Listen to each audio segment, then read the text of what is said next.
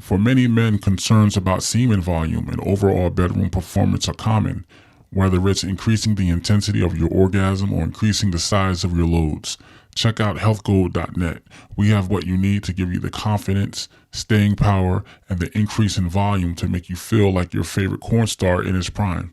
Because what's Riz without jizz, right? Anyways, click on the link down in the description, healthgold.net. See you there. Thank you for chiming in the Sofa Juice. And we got another one, y'all. But before we dive in, I just want to give a shout out to all my subscribers and listeners. I just want to let you know that we hit that 1,000 subscriber mark, and none of this could have been made possible without all of y'all. So y'all, salute y'all and thank you for everything. And that just means more content, more grind, and more good work on the way. So let's just dive into it, shall we? On this episode, we're going to dive into the life and career of another one of the kings of the golden era, a talent who was notoriously known for introducing a ton, and I mean a ton, of actresses to the industry. None other than Julian St. Jox. Now, I haven't confirmed it, but correct me if I'm wrong. To my knowledge, Julian St. Jox is from Long Island, New York. Upon my research, he is, which is pretty interesting to say the least, because I see some other talents that come out of there as well, such as Nat Turner and Brian Pumper. Well, as Julian once put it in an interview, he started in the BV era, as he coins it, BV meaning before Viagra. And this was a time when the performers had to bring their A game with little to no enhancements on camera. Sometimes in a room full of people, such as cameramen, boom microphone managers, and other stage members involved in creating the scene. During this time, the actors used in the scenes were extremely limited due to so many aspiring male talents who talked a good game, but they would fold under pressure when the cameras turned on. They think they got what it takes, they want to pursue it. They get in front of lights and cameras and can't do it. Yeah, his first scene was in 1990, and around this time you had some powerhouses already in the industry, and he was able just to kind of slide right in, no pun intended. Also at this time, the funny thing is there was a rumor that Julian had a secret career as the rapper Humpty Hump from the group Digital Underground. You know, the group that's famous for the song The Humpty Dance. This has been proven not to be true because the character was actually played by the lead member of the group, late great Shock G, was a musical genius, by the way. And another guy, I think his name was the Cheetah or something like that. But it always cracks me up just to hear that he does look like him too. Favors him. And from an aesthetic perspective, Julian shifted the paradigm as well. Because although you had a lot of actors who were juiced up and roided up in the scenes, walking around looking like, Mr. Olympia on steroids, Julian made it cool to have the dad bod and still be confident on the camera. You know what I'm saying? So that was pretty dope. He changed up the visual perspective of it. And he was well received by the female talents as well. Another thing is he popularized the swinger lifestyle on camera with Janet Jacme, who was his one-time girlfriend. In fact, him and Janet Jacme were one of the earliest couples in the industry to kind of, introduce this kind of lifestyle to the camera, because they were doing it off the camera as well, and they kind of segued into it. So that kind of, he introduced a new lane and kind of brought a new niche to it, something that was further popularized later on down the lines. And as mentioned previously, Julian St. Jox was known for bringing a plethora of female talents to the industry. As we all know, Janet Jacme. Then you had other talents such as Charlie Angel, Vanessa Chase, who did a lot of work. In fact, I think she still is in the game. I think she has an OnlyFans right now. And Monique, of course, and you all know Monique. She's been all over the place. Her name rings bells in a lot of circles, and she's up there. I don't know if she ever won any awards or anything, but Monique definitely is a legend at this point. In addition to all of those encounters that he had with popularizing and doing his thing, he allegedly had a threesome with a world famous celebrity back in September 2001. I won't go into details with that. You can do your research on that, but the individual is worldwide, world famous in the world as we know it in this day and time, in this generation. He was involved in, getting it popped off, the good old threesome. So, that's pretty interesting to hear that. As far as his body of work and the scenes that he was involved in, at this point, it's way too many to name.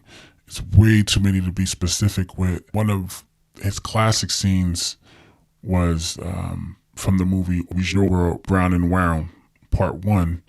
And it was the first scene in the movie. And it was him, Nautica Banks, and a few others in the scene. The ending of the scene was hilarious. And Brian Pumper was in it, so you could just imagine how off the hook it was.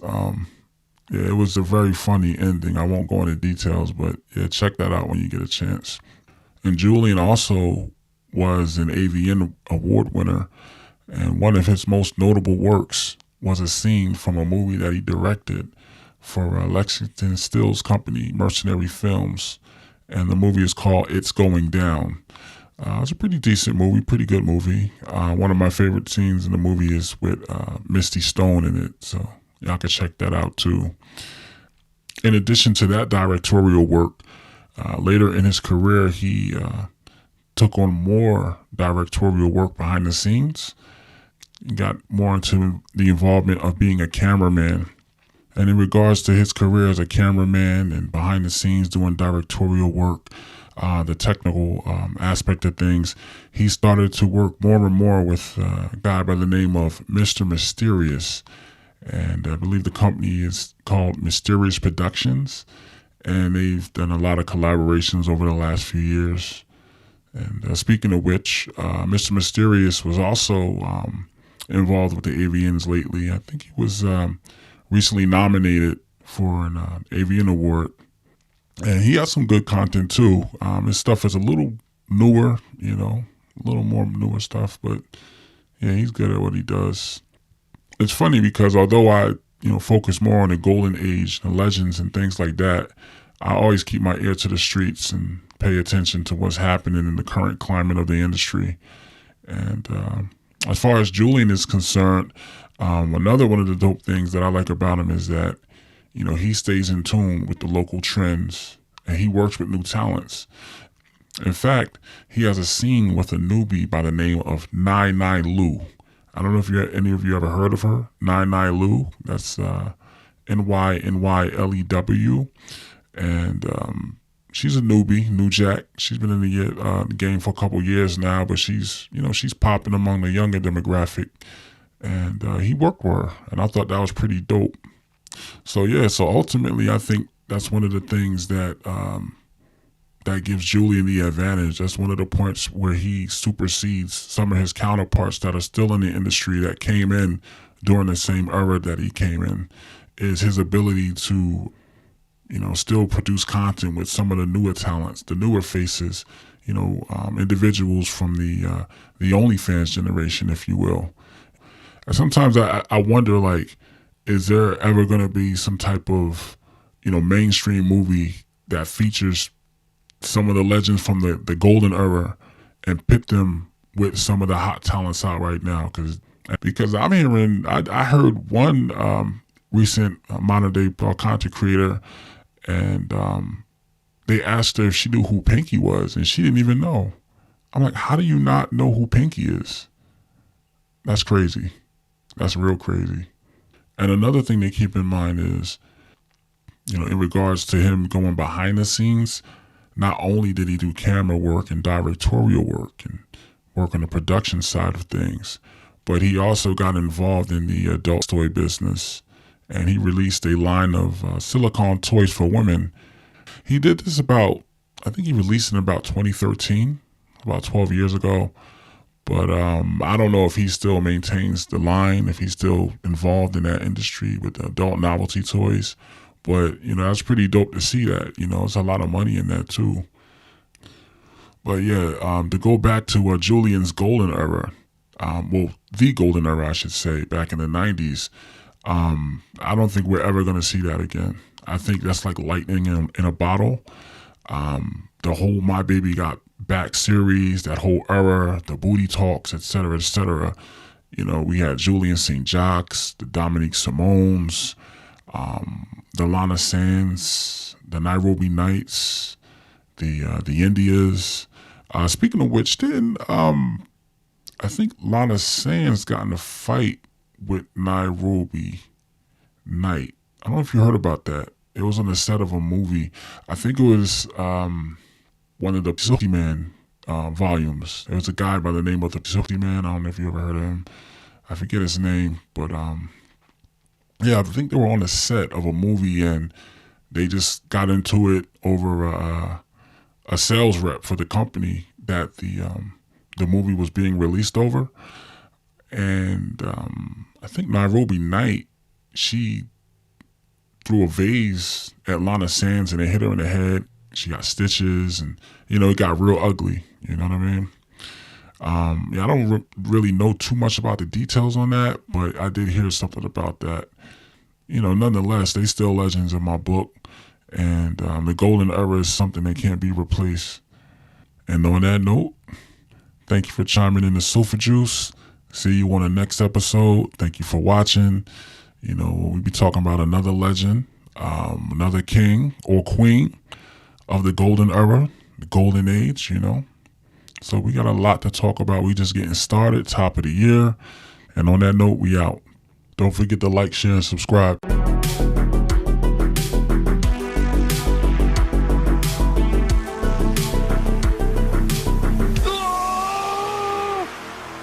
Oh, God.